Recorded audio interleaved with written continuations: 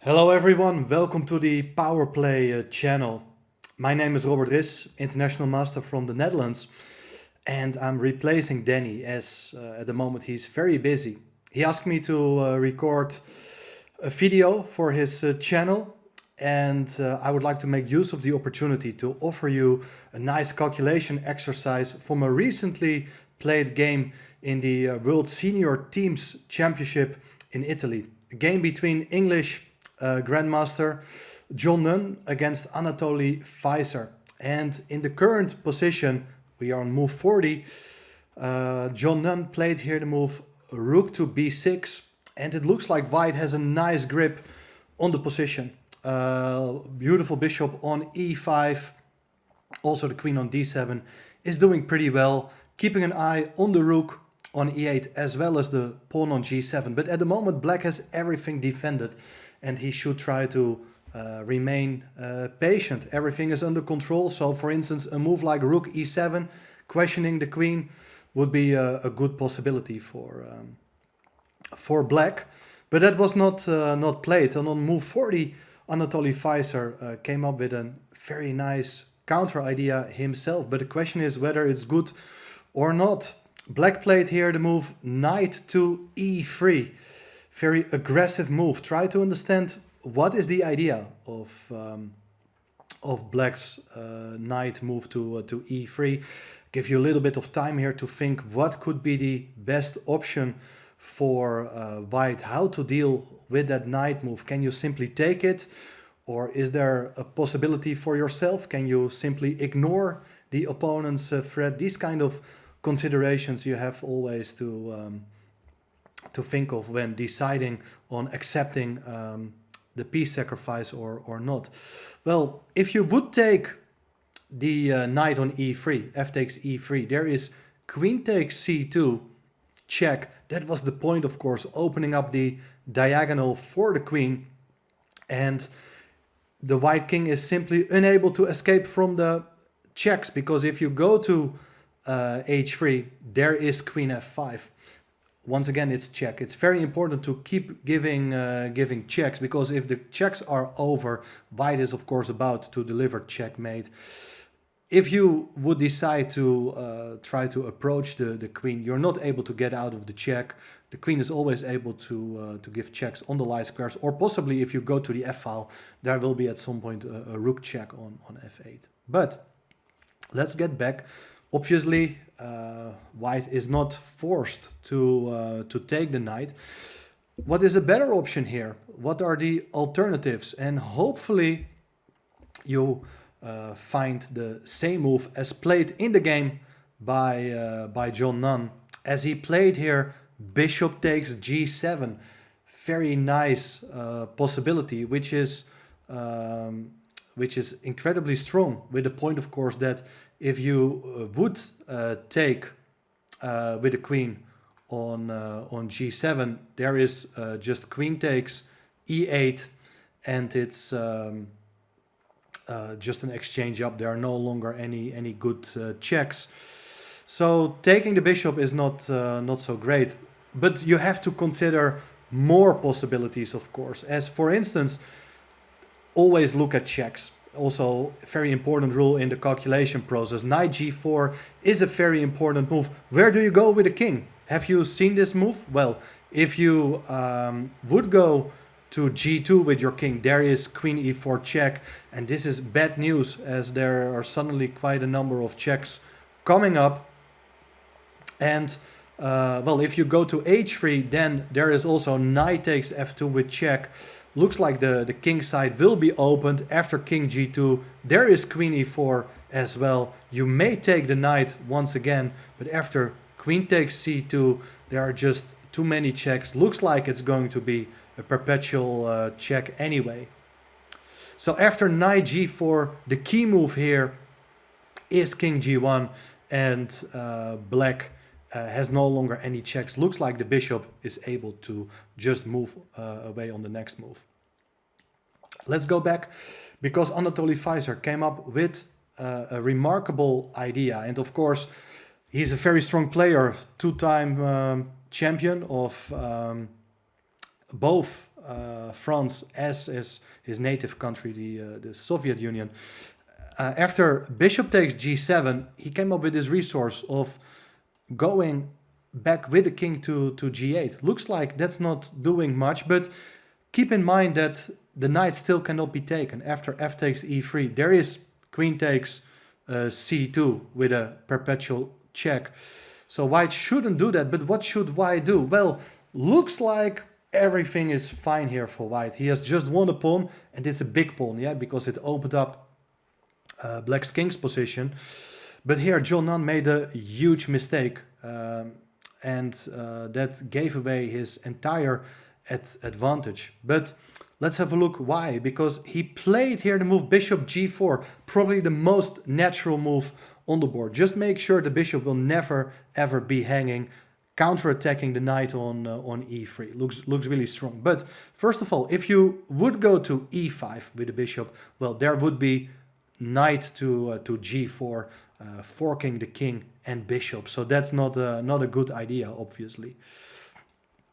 But why is bishop d4 not a good move? I give you a little bit of time here to think yourself what could be the reason, because it looks like everything is under control. White is a pawn up, but both players missed an incredible idea here for black.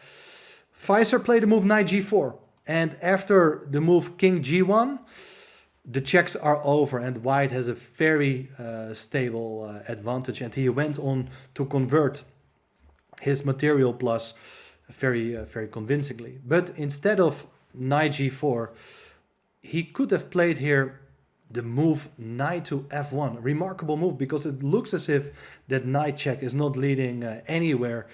But the point is that after king g2, you're able to open up the king's position again, and that's a returning motive. The point is that after knight takes g3, if you don't take the knight, well, there will be discovered check, and white's king is too open. So you gotta take, but then the f-pawn is missing again, and the black queen is able to start giving numerous checks here. But black got to do it very precisely, because if you take the pawn on c2, there is bishop f2, and the checks will be over soon. Don't allow the bishop to get back in defense. But instead, queen e4 is the key move, and there's no chance to escape. Because, for instance, if you would play king f1, there's rook f8. That only helps black, obviously. So after queen e4, king g1 is a possibility. But then there's queen to e1, and now after king to g2, here again, be precise till the very end. Don't ever allow the bishop to interfere on f2. So that's why queen e4 is the key move, and that would lead to a draw. But that's a remarkable idea. It looks like the knight is not going anywhere, but this the way to save to a draw. Let's get back to the critical position after the move king g8, because it looked as if after winning that pawn on g7, nothing could go wrong. But white has actually only one winning move. And that's the challenge here for you to discover. Try to determine what is the problem, what is the threat. If you realize what the threat is, you can simply make a prophylactical move dealing with that idea. And we understand that knight f1 is a big threat. So here the key move for white is actually to go to g1 with the king, and that's a very nice idea. Knight f1 is never ever possible, and well, there are still a few ideas here. Let me show you, because that king looks a little bit unsafe on the back rank, and white's pieces are far away from helping in defense. Rook a8 looks like a very natural move to threaten to get in with that rook to a1.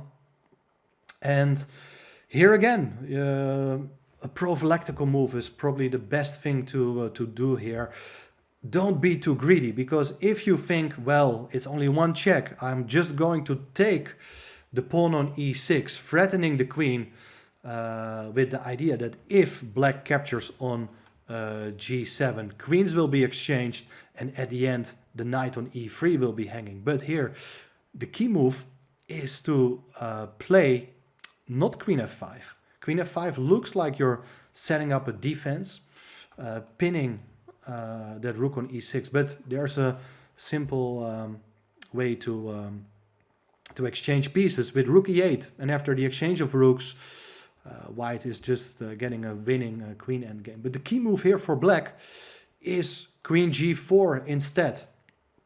Very nice point that now after rook e8 it may come down more or less to the same if you would exchange rooks. But the key move here is that there is king to h7.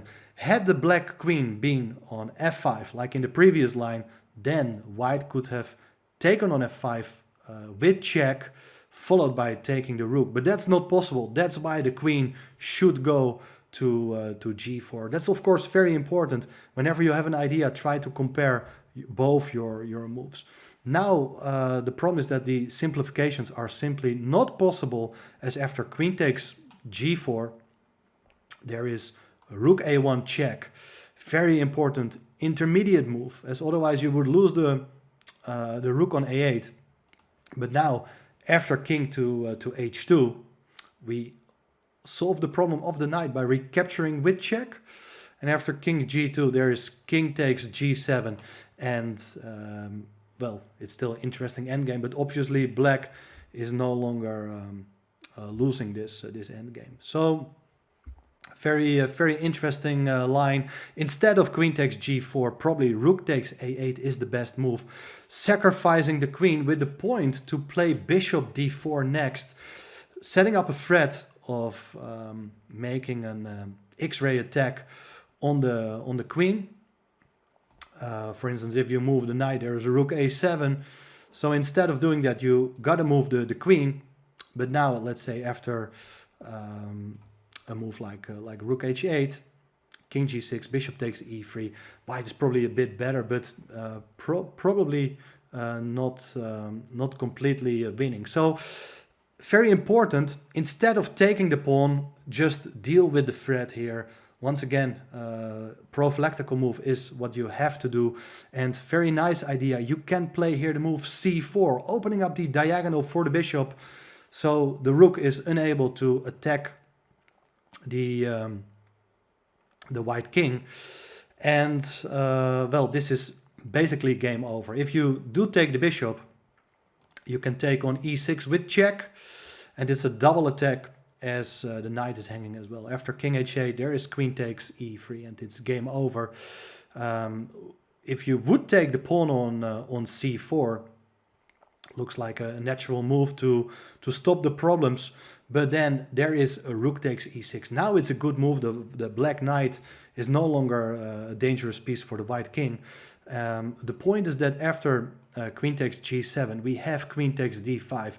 And now the threats are simply unbearable for black. Rook is hanging, knight is hanging, and at least as important is the cooperation of queen and rook, setting up a beautiful battery. So there are also ideas to win the queen, for instance with rook g6. So that is the winning idea for white.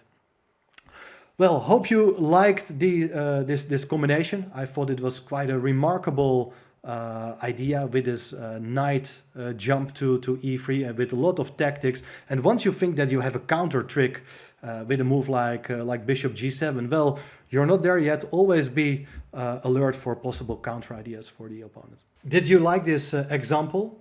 I have much more calculation exercises in my DVD series on calculation training for ChessBase. Please have a look at the link below and you will definitely enjoy it.